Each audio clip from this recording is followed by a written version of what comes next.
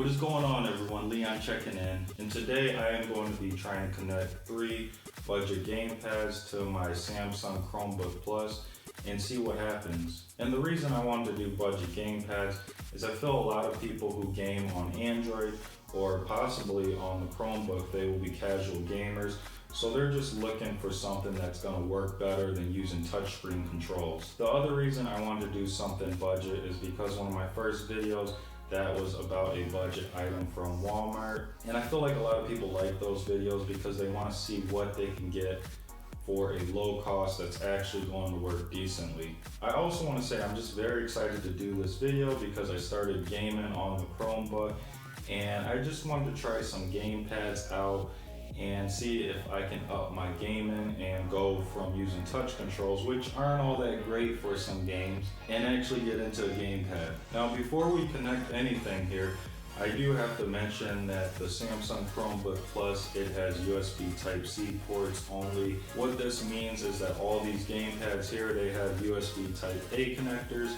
so we're going to need an adapter. So what I'm going to be using here is a USB OTG cable, and that's going to go from Type-C, which will plug into the laptop here, and then that'll have a Type-A connector on the other side, and that's going to allow us to connect these different gamepads. I also want to let people know what I have tried already and haven't had much luck with. So I have the Microsoft Xbox One gamepad here, and this of course is designed to work with Xbox One, but with the Bluetooth adapter here, it also works with Windows.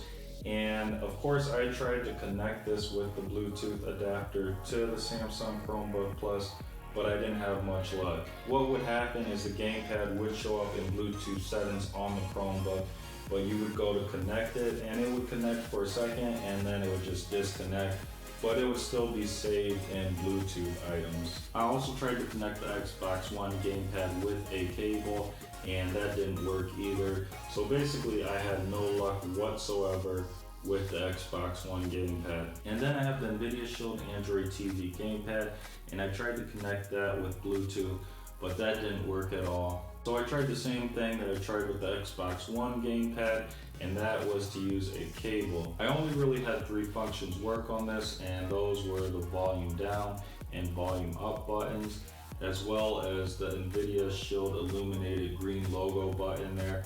And this would just seem to turn the laptop off if held for an extended amount of time. The idea here is just to have something plug and play, and it just works automatically and correctly. So let's go ahead, let's get into it. So what I wanted to do is I wanted to go over each gamepad that we're using and about how much each one costs. So what we have here is the Snakebite gamepad, and this just says it's a basic wired controller and it's designed to be used with PS3, and this one here comes in at $14.96.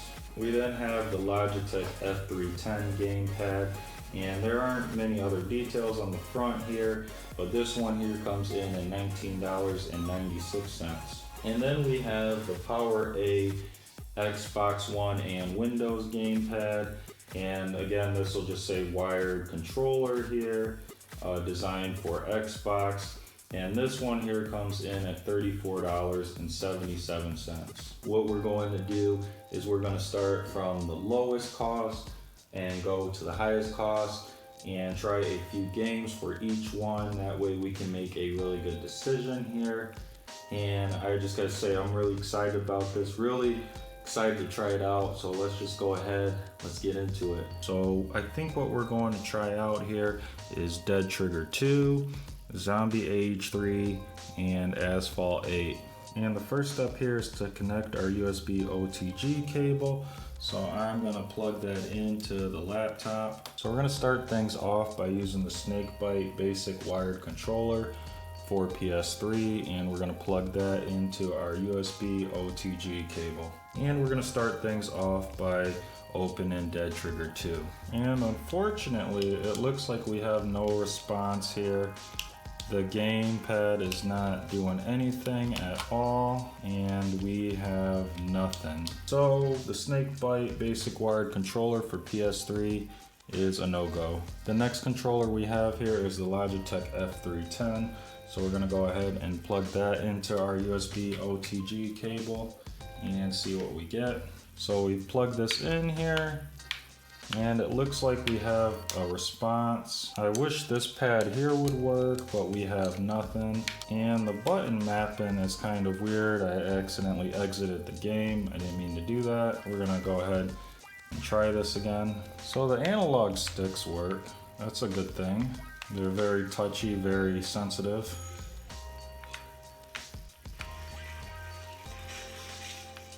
So far this game seems to be working okay with the gamepad. I wish we could use the D-pad here, that would be nice.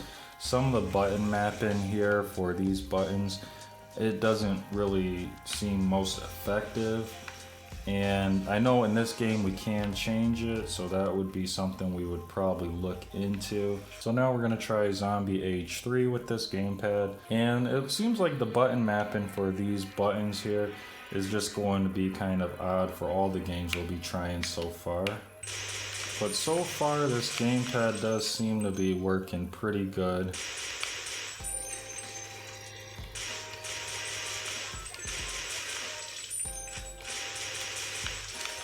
And I could switch weapons with this gamepad, so that's a good thing. Everything seems to be working fine in this game. Now we're gonna try the gamepad with Asphalt 8 Airborne and see what results we get. So it looks like it's telling us that a keyboard is connected, but we don't have a keyboard connected. So we can scroll here. Okay, so it looks like this gamepad is not working all that great with Asphalt 8. I can't back out of this menu here. We're gonna have to use touch controls. Okay, we're gonna try to enter a race here, see if maybe that's a possibility. And it looks like we're gonna have to return to using the touch controls. I can't move over to the next event here.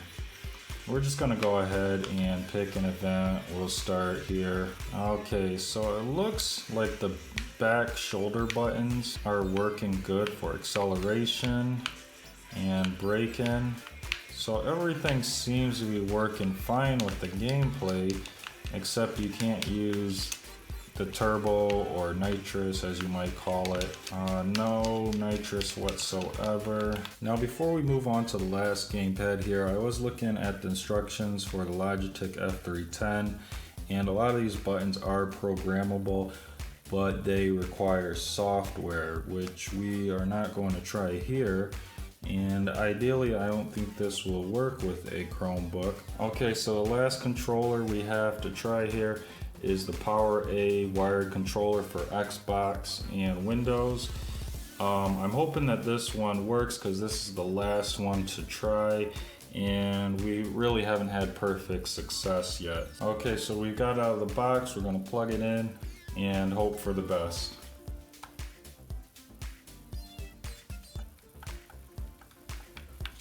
Alright, so we plugged this one in and it's unresponsive. It doesn't turn on at all either. Alright, so we didn't have any luck with the two back here. And I'm really disappointed in this one here, the Power A Xbox One for Xbox and Windows, because you would think if it works with Windows, it might partially work with the Samsung Chromebook Plus, but nothing whatsoever. So these two, definitely cancel them out. The Logitech F310, it worked. It didn't feel like it had the optimum performance that I would expect.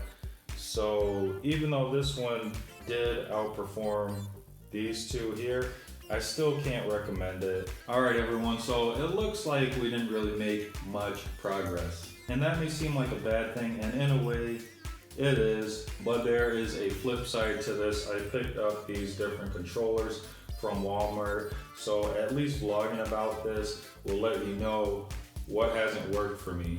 And this works out great for my channel too, because I want to have videos where things don't work out perfectly as well. I don't want my channel to be all perfect, I do everything perfect and nothing ever goes wrong. I want to show like things not working sometimes, because that's the real situation when it comes to technology. The other reason I want to make this video is because I know a lot of people are also experimenting with controllers, when it comes to Samsung Chromebook Plus, or really any Chromebook in general. So if you have any tips, leave those below and I'll definitely check them out and I'll look into them. If you have like a gamepad controller to recommend, I'll definitely look into that too. And that's what this channel is all about, figuring out a solution and vlogging about it and making it happen. So you may not have found this video useful, but if you found it at least somewhat entertaining or just interesting, make sure you like it. Again, feel free to drop a comment or a suggestion.